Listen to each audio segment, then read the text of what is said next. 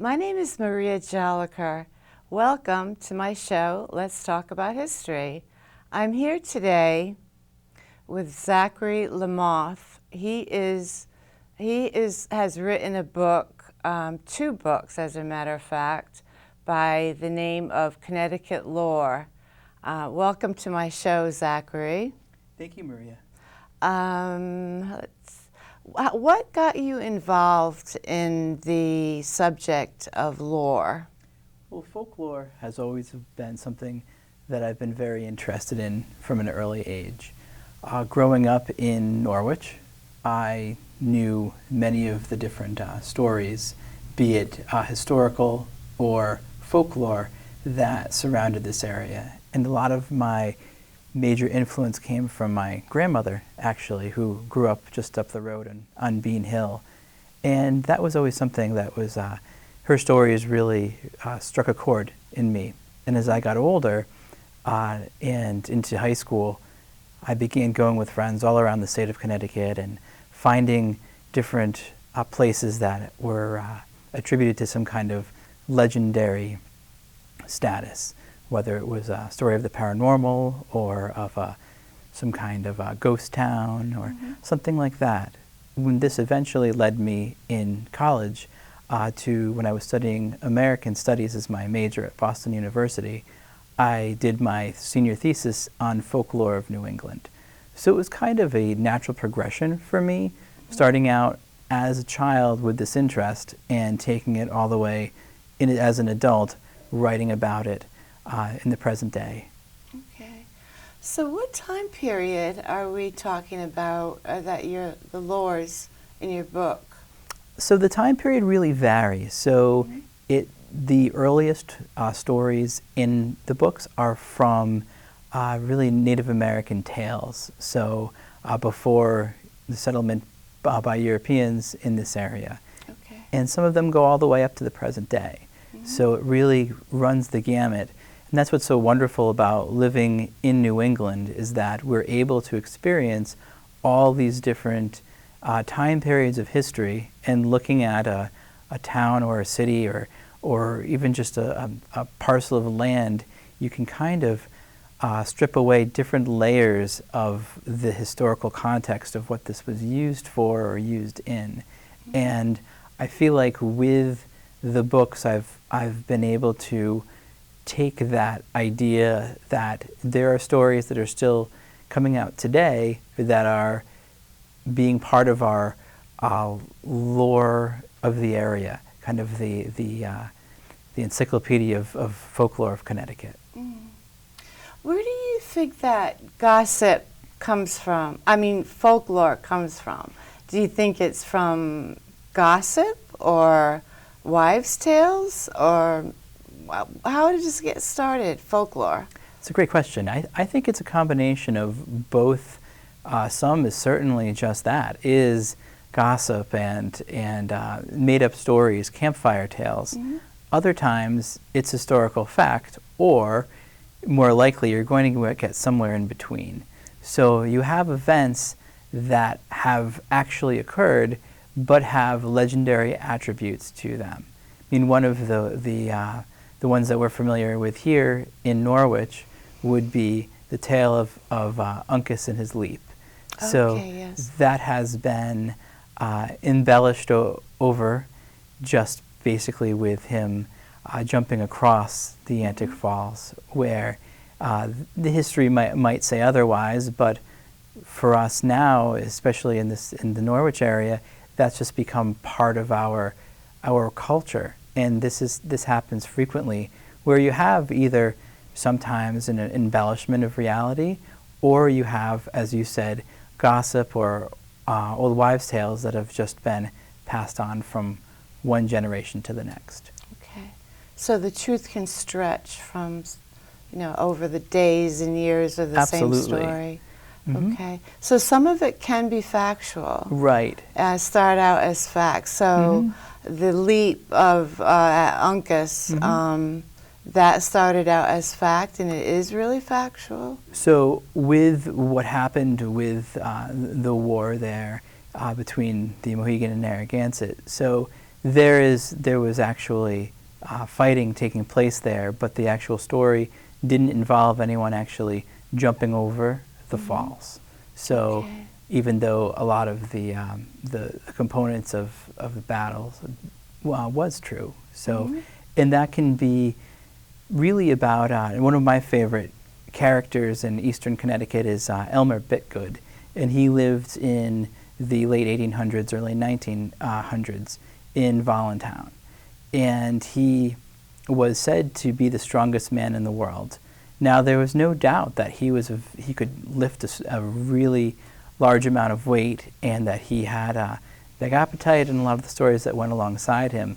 But some of the tales that also occurred with him is mentioned stories of him lifting up a train car, or him lifting up a train car? Right. So things like that. So again, you have the fact of a person who with enormous amount of strength that then legendary attributes to have been applied to, and there could be many reasons for this, and it could be that that people just pass something down word of mouth.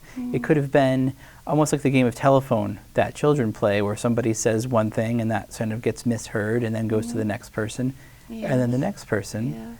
So there's many different, and also sometimes there's an idea of promoting something, of creating kind of in a lore or a legend over a place or a person that might not have it. One of my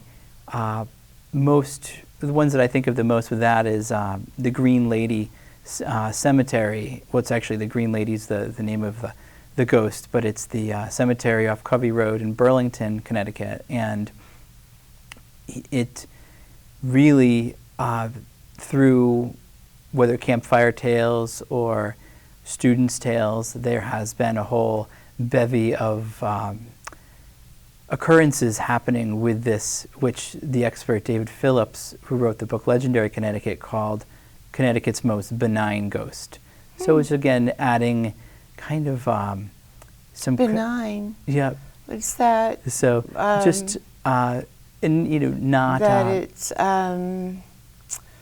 not really there, the ghost, but it's kind of like it could be. Right, and not scary, and there's no evil things happening to it, almost most boring ghost. And it's... So you think that some people have said that they've seen this ghost? I think that from it, you've had campfire tales and people saying they've seen this or that. Oh, so some of it could be true.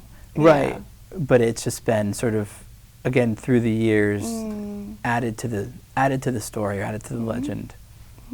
So can you tell me more about this ghost in Berlin or Connecticut? So so the Green Lady of Burlington is probably one of Connecticut's more famous ghost stories. It was about a young woman who drowned in a nearby swamp, and basically her legend has been embellished where she's seen in a shroud of greens, it's calling the Green Lady, but there's other parts of the story where if a car drives into the cemetery that she is resting in, that will hit these two trees in front there, and that women are possessed by her spirit and different things like this. And I just noticed that on my time that I visited the cemetery, you can't even drive into the cemetery. It's a small one that you can only walk into. So just the idea of driving in and being able to hit these trees, well, that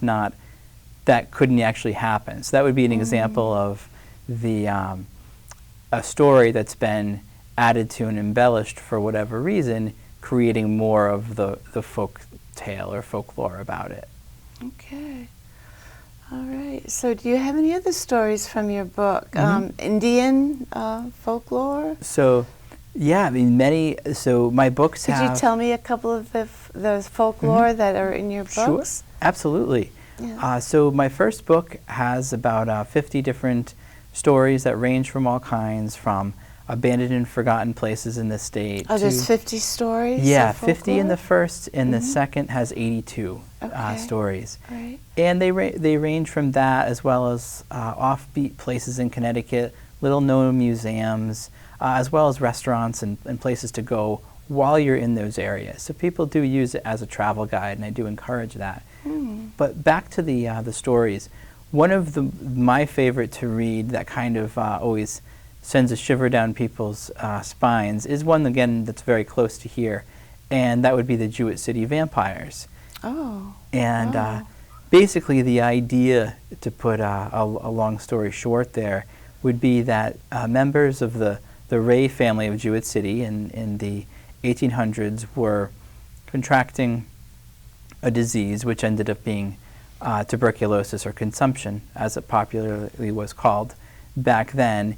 And What is consumption? So do you know? Tuberculosis. Oh, okay. Yeah, so just another name for it. Okay. And what it was for rural superstitious societies, they thought there was something going on beneath the surface that more than just the disease. So in this case, in Jewett City, as well as cases just over the Rhode Island border, the town of Exeter, families like the Rays here ended up actually digging up deceased members' bodies, family members' bodies, and in this case, lighting them on fire, burning their bodies in the cemetery, because it was the fear that they were actually coming back from the dead to feast on the healthy family members, creating them to be sick. Wow. So they really got so scared, Mhm. this disease, Right. that they wanted to actually Right. burn the... Mm-hmm. They were really terrified. Exactly. And they thought, without the medical and scientific knowledge of today, why are these things happening to the family? Could be some kind of something wasn't right. So they figured that possibly that was the family members coming back to feed on their the living family members. So that's one story out of Eastern Connecticut that's definitely a popular one, and one that book readings that people Do you have any like to Indian hear. folklore? So definitely there's... Do both books have Indian folklore in them? So the story of Uncas is in the first one, but there's different little pieces. For instance, about Alexander's Lake, which touches a little bit on that. That's in the second book, Connecticut Lore 2. Actually, not called Connecticut Lore 2. It's the second volume called More Connecticut Lore. And again, this one also runs the gamut of all eras. Another one of my favorite, a little bit later in time, again, we're talking, I believe the 1800s, would be something that happened in Basra, and that's the tale of... Is that where Alexandra Lake is? Alexander Lake's actually in Killingly. Oh, okay. So that's, this one doesn't have to do with Native Americans, but it does have to do with just something local, and that being the tale of William Irving and Jane Maria Johnson.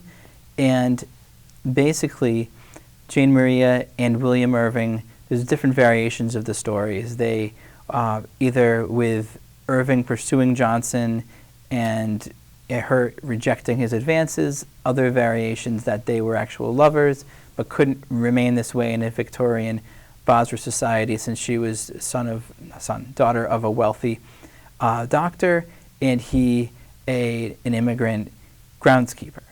Well, whatever the story was, it ended up being that Jane Maria died from a bludgeoning from the butt of a gun, where William Irving was then found with a self-inflicted throat slit from ear to ear.